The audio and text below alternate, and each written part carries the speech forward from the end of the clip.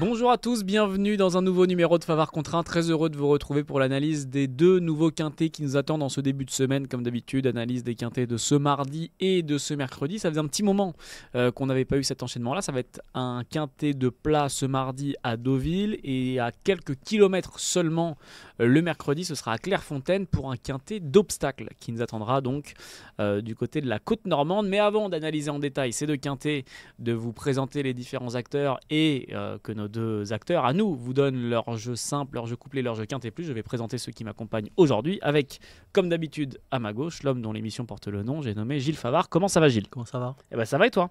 Très très bien. Très très bien. L'été est beau, l'été est chaud. Oui, c'est ce qu'on peut, nous souhaiter de mieux.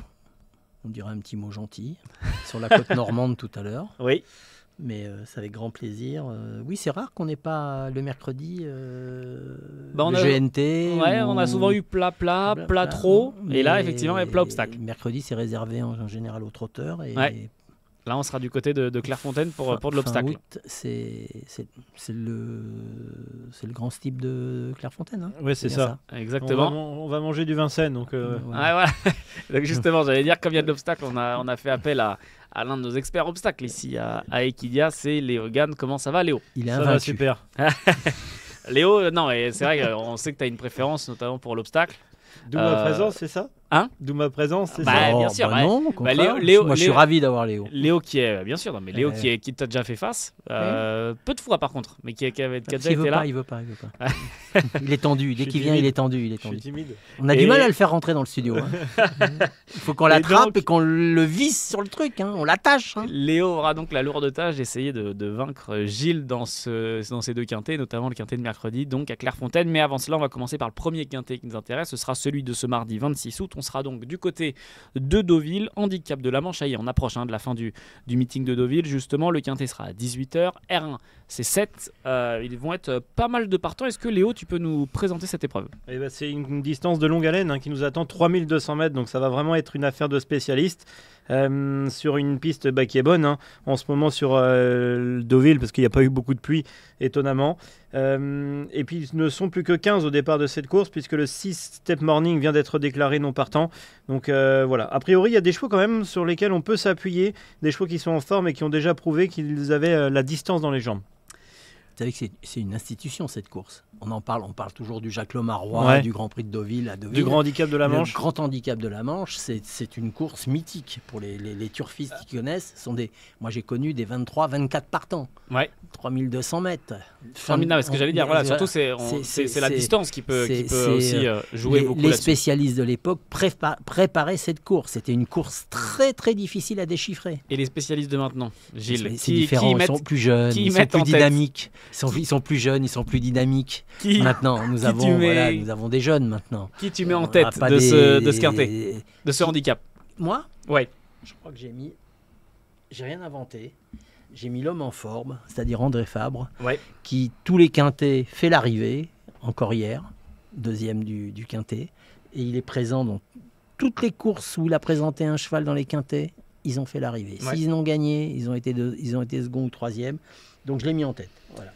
Je pense que c'est pas un type qui prépare André Fabre. Ses chevaux sont prêts systématiquement, mais il les engage. C'est quelqu'un qui engage remarquablement bien ses chevaux. Et je l'ai mis en tête. Voilà, j'ai mis le 3. Le numéro 3, donc Annabelle's Ghost, qui sera associé à Christiane Desmoureaux sur son dos. Léo, qui choisis-tu pour la tête de ton ticket? Je suis allé en bas de tableau avec le 11 Sapristi. C'est un super cheval qui a souvent été pris en note jusqu'à gagner son quintet sur l'hippodrome de Saint-Cloud. Et ensuite, il a encore fait l'arrivée, que ce soit à Compiègne ou à Vichy.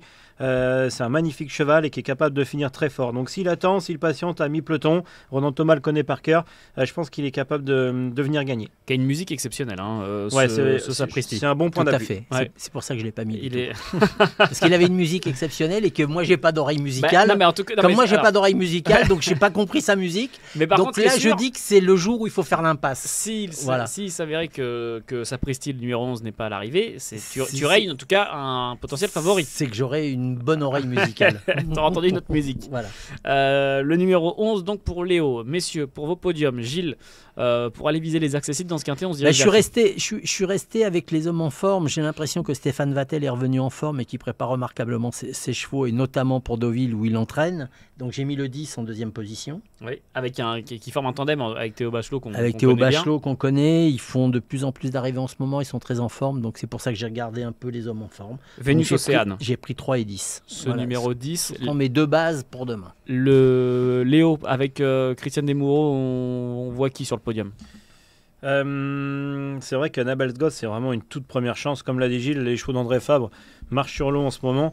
Et il n'y a qu'à regarder sa ligne lorsqu'il est 3e de sa course de rentrée. Donc il va évoluer là-dessus. Il est battu par Goya Senora, qui est 2e de groupe hier, dimanche. Ouais. Donc ça parle pour un retour dans les quintets. Attention à Annabel's Ghost. Oui, il y a un cheval que j'adore suivre, c'est Super Alex. Ah bah, j'allais dire qu'il a aussi une musique exceptionnelle. Un petit peu, ouais. C'est vrai que je suis un lecteur de musique là. D'habitude, c'est pas trop mon cas, mais là j'ai fait confiance à des chevaux qui font toutes leurs courses. Et il y a encore sa façon de faire la dernière fois à Sonnen où il a terminé 3e. Et ça monte pour finir. Il a vraiment terminé dans une super action. Et il va porter les œillères australiennes pour la première fois. Donc ce qui peut lui passer le cap de la victoire cette fois-ci. Super Alex, le numéro 9. Gilles, est-ce que dans ce quintet, alors on a compris que tu rayais le 11, mais par contre, est-ce qu'à l'inverse, tu as un cheval un petit peu que tu sors, il n'y a pas de nulle part, mais un cheval qui a un peu ta botte secrète dans ce quintet? Non, j'ai pas... En règle générale, c'est vraiment une course où il y avait des bottes secrètes, où il y avait des chevaux un peu planqués, qui étaient vraiment préparés. Je t'approche un peu ton micro, Gilles, pour que tu entendes bien. Qui étaient un peu préparés pour cette course. Mais là, j'ai l'impression que les chevaux vont faire leur course. Ouais. Vous avez cité 2 chevaux qui ont effectivement une musique extraordinaire, mais comme moi, je suis pas mélomane et que j'ai passé l'âge d'aller en boîte de nuit comme vous deux, donc je les ai pas sélectionnés. Mais c'est pas un non-sens de les prendre. Ouais. Moi, je les ai pas pris. J'ai pris un risque. Je les ai pas pris. Moi, j'ai pris le 3, j'ai pris le 10, j'ai pris le 9. Pas le 9, le 4, oui, j'ai pris le Chappé, Wound City, j'ai pris des chevaux qui me semblent également préparés pour cette course. Maintenant, c'est qui prépare mieux que les autres? Je suis désolé de le dire, mais Fabre, il est devant quelques entraîneurs que vous venez de me citer, donc je préfère mettre Fabre devant que de mettre certains autres entraîneurs que j'aime beaucoup, notamment. On va voir, on aura la réponse. Surtout qu'eux font de la belle... Il y en a qui jouent très bien de la musique, notamment l'entraîneur du numéro 11. On va avoir des réponses dès demain, de toute façon, dès ce mardi. Léo, est-ce que, pareil, même question, tu as peut-être un coup à tenter dans ce quintet? Où il n'y a pas grand-chose à inventer. Une belle cote, Annabel's Ghost, on en a parlé. Le 14, Lorenzo de Medici, c'est des chevaux qui vont être joués. Ouais. Et Genghis Ranger, avec Christophe Soumillon qui plus est. Je suis plutôt resté dans les clous. Ouais. Je suis plutôt resté dans les clous dans ce quintet-là. Eh bien écoutez, je vous propose, comme d'habitude dans Favard contre 1, que Léo et Gilles vous donnent leur jeu simple, leur jeu couplé et leur jeu quintet plus. Vous le savez, vous en avez l'habitude maintenant. Je vais commencer en donnant la main à Gilles, donc pour écouter en premier lieu son jeu simple. Donc mon jeu simple, ça sera le 3. Oui. En couplet, je ferai 3 et 10. Oui. Et en quintet, je ferai 3, 10, 4. Oui. As, 8 et 7. 3, 10, 4, As, 8 et 7. Donc le jeu quintet plus de Gilles. Léo, que faisons-nous de ton côté? Je suis parti du 11. Oui. Sapristi, le 9, Super Alex. Le 7, Ventosilla, on n'en a pas parlé, mais attention, elle est capable de très bien faire avec Michael Barzalona. Le 3, Annabel's Ghost. Excuse-moi, 11-9. 7-3. Oui. Le 14 et le 2. Combiné aussi en 6 chevaux du côté de Léo. 11, 9, 7, 3, 14 et 2. Donc pour le quintet du jour qui nous intéresse, celui de ce mardi 26 août à Deauville, R1C7 handicap de la Manche. Et juste avant de passer à notre deuxième quintet et de changer de discipline, je vais demander évidemment, qui est une tradition dans cette émission, le numéro max de Gilles. Vous savez que je vous ai donné le numéro max la semaine dernière. Voilà, j'allais y venir. Je vous en ai donné un. Oui. Est-ce que tu as donné quelque chose? Parce que multiplier ses gains par 0... c'est pas bien ce qu'il fait. Ah oui, là, c'est pas bien ce qu'il fait. Moi, je donne les 2 pieds décollés. Moi, on peut jouer ce qu'on veut et on met le numéro plus que je donne. Et là, on peut toucher. C'est vrai. Quel sera donc celui de on est mardi? On est le combien? On est le 25. On sera le 26. Aujourd'hui, on est le 25. Demain, on sera le 26. Non, mais on est le 25. Ouais, on est le 25. 5 x 5. 25. Donc, ça sera le 5. Voilà.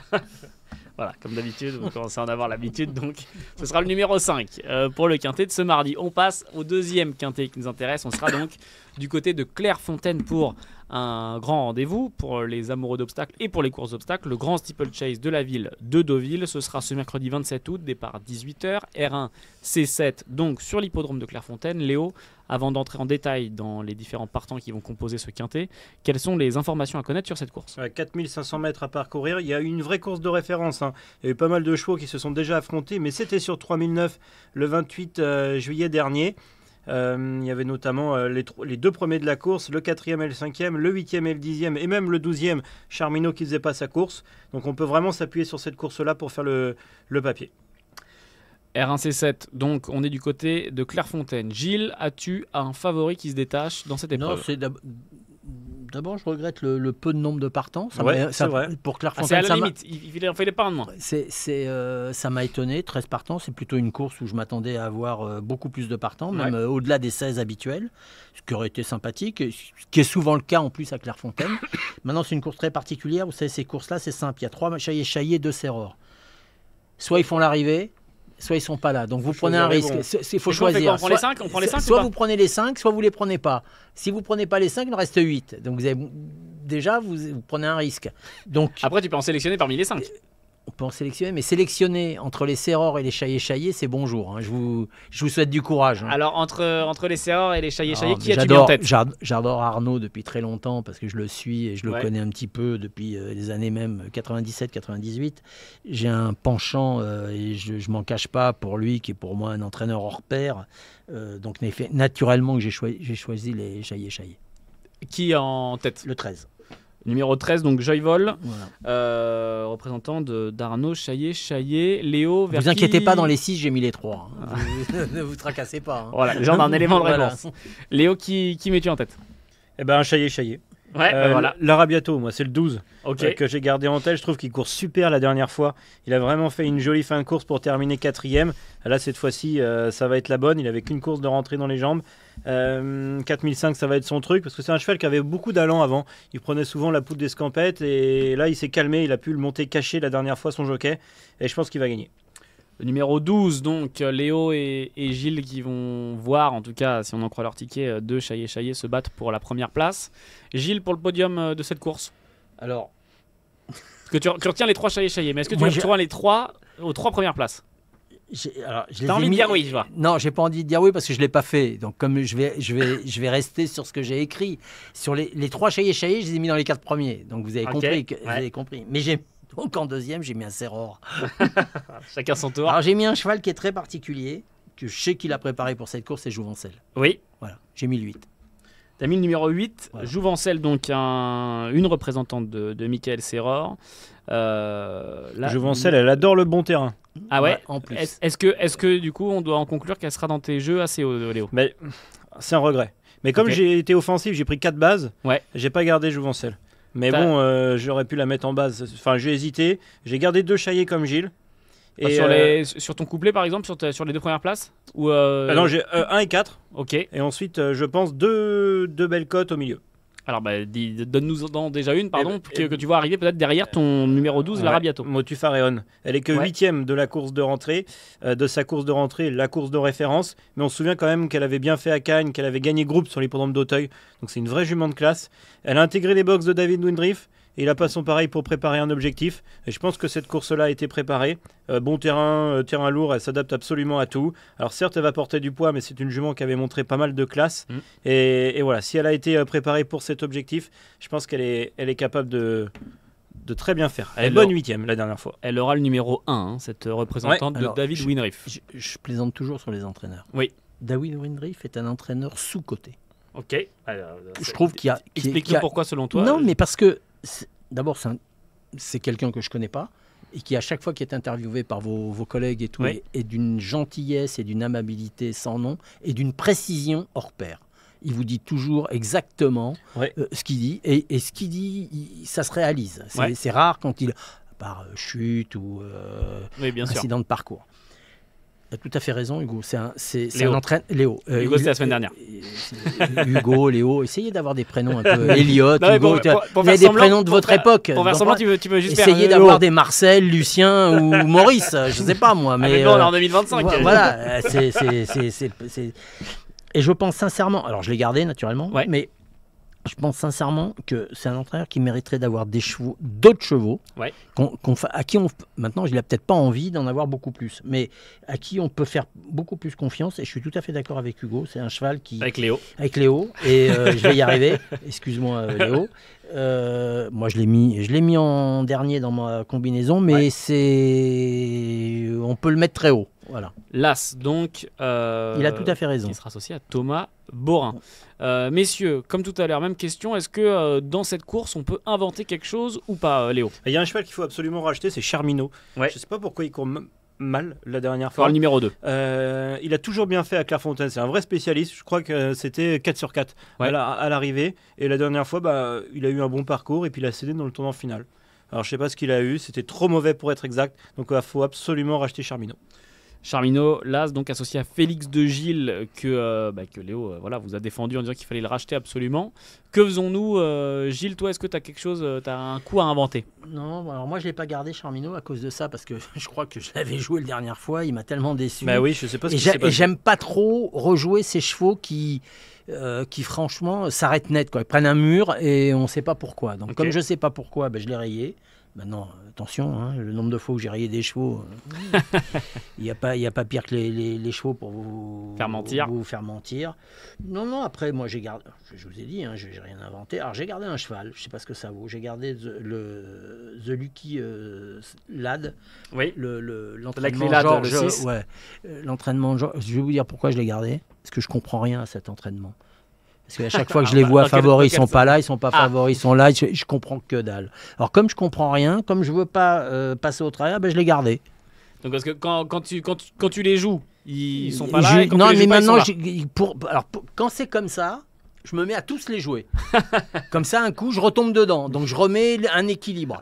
Non mais franchement, autant Windriff, j'arrive à voir quand il a préparé et que c'est le moment de. T'arrives pas à cerner l'entraînement de. Moi, je voudrais. Tiens, faut en parler avec Léo. Ouais. Léo puisqu'il c'est un spécialiste, va peut-être me dire, il va peut-être me décoder parce qu'il y a un code et je n'ai pas le code. Voilà. Alors Léo, est-ce que l'entraînement de Georges peut paraître indéchiffrable? Non, je sais pas. Non, je pense. J'en sais rien, je sais pas. Mais c'est vrai que ce cheval-là, comme Charmino, il avait fait l'arrivée de la course de référence, deuxième de Charmino, et dans le prix Léopold d'Orsetti, il n'a pas fait l'arrivée. Alors je sais pas ce qui s'est passé. Et là, cette fois-ci, œillère australienne première fois, sur les joues. Donc ça peut faire la différence parce qu'il s'est moqué de son jockey. Et puis ça peut arriver aussi, les joueurs ont aussi parfois plus d'affinité avec certains entraîneurs. Où je plaisante, c'est vraiment un entraînement que je n'arrive pas à décoder. Et qui peut marcher beaucoup avec la forme. Les Noël Georges, Amanda Zetterholm. Oui, souvent, quand les chevaux sont en forme, on peut suivre la série. Et des fois, ça marche moins bien. Écoutez, je vous propose qu'on en sache plus sur vos tickets, messieurs, en faisant vos différents jeux. Je le rappelle, un jeu simple, un jeu couplé, un jeu quintet plus. On sera donc à Clairefontaine ce mercredi 27 août. R1C7, le grand steeplechase de Deauville. Je vous le rappelle, départ 18h. Et comme tout à l'heure, Gilles et Léo vont vous donner leurs tickets. Je vais donner la main pour commencer cette fois-ci à Léo qui va vous donner en premier son jeu simple. On l'a dit, je suis parti de l'Arabiato le 12. Haut du tableau ensuite avec Motufareon et Charmino AC2. Et en bas de tableau, le 13, Joie-Vol, ma quatrième et dernière base, qui a fait une bonne rentrée à Pompadour, qui a fini avec de l'action. 62 kg seulement sur le dos. Et c'est un cheval qui a fait de jolies choses, qui a fait l'arrivée à Auteuil notamment, et qui a fait ses gammes en province. Donc attention à Joie-Vol, le 13. Et un X pour la 5e place. Ouais, c'est ça. D'accord. Son total. Ouais. Donc le quintet de Léo, je vous le rappelle, 12, As, 2, 13, X, champ total. Donc avec Léo qui choisit 4 bases dans son quintet plus. Que faisons-nous du côté de Gilles? Alors moi j'ai pris le 13, j'ai fait l'inverse. J'ai pris le 13 parce que justement, Chaillé, que moi j'arrive à décoder parce qu'il n'a pas son pareil pour préparer des courses. J'ai mis Jouvencel en deuxième. Oui. 13 et 8. Après j'ai pris Chandelly, j'ai mis le 3. Puis après j'ai mis le 12. Et après j'ai mis le 6 naturellement. Je vous en ai donné le truc. Et j'ai mis l'As, effectivement. J'ai mis le Windriff en fin de parcours. Vous vous rejoignez plutôt avec Léo. La différence se fait au niveau du 8 et du 6. As 12, 13, on les a mis. Et après, de Jouvencel et pas mis le 2, moi. Lui, il l'a mis. Voilà. Moi, j'en mets que 6. Vous savez très bien, je ne peux pas en mettre beaucoup plus. Je n'ai pas le droit. C'est dans le règlement. Le ticket de Gilles, donc 13, 8, 3, 12, 6 et As pour le quintet de ce mercredi 27 août à Clairefontaine, qui sera donc de l'obstacle pour le grand steeplechase de la ville de Deauville. Gilles, avant qu'on laisse nos viewers et nos vieweuses, que devons-nous choisir comme numéro max le 27 août? Le 27, on sera le 27. Oui, ça je te le confirme. Donc, quand on est le 27, on choisit quoi? Je sais pas. Alors, qu'est-ce que vous dites, vous? La cohérence me dirait de dire le 27. C'est tout à fait ça, on va prendre le 15. Voilà. Alors, vous voyez, On a pris le 5 la c'est veille, on impossible à prendra le déchiffrer. 15. Tu vois, alors, Voilà. nous voilà, de notre côté, c'est impossible à Oui. déchiffrer le numéro max. Et pourtant, on fait des émissions toutes les semaines. Le numéro 15, donc, pour ce mercredi 27 août. Merci beaucoup à vous tous de nous Merci avoir à suivis vous. pour un nouveau numéro de Favard contre 1. Gilles, évidemment. Allez aux courses. Allez aux courses. Je tiens à dire que Il reste un Le- petit peu de Deauville. il reste un peu Ouais, de Deauville. léger. Je dois dire que le meeting de Deauville a été d'abord d'un temps magnifique. Il y a aussi bien Deauville, Clairefontaine, qui sont deux champs de course, je l'ai déjà dit tout à l'heure, qui sont magnifiques, très bien entretenus. Je conseille à tout le monde de passer des vacances sur la côte normande. On n'est pas obligé d'aller à Deauville, on peut aller à côté de Deauville, la côte Cabourg. normande, à Cabourg ou n'importe où. La côte normande est magnifique. Allez aux courses, amenez vos enfants. Les champs de course sont magnifiques, sont fleuris. Messieurs, mesdames, vous avez donc toutes les raisons pour vous rendre du côté de Cabourg ou de Deauville cet été. Et jouer et c'est bientôt raisonnablement, fini, évidemment. naturellement. C'est Merci pas la peine encore. de se mettre sur le toit. hein. Merci encore, Gilles. Merci à vous. Merci encore, Léo. Merci à toi. Et les amis, on se retrouve la semaine prochaine. D'ici là, passez une très belle semaine de course. Et puis, on se dit à très vite. Ciao.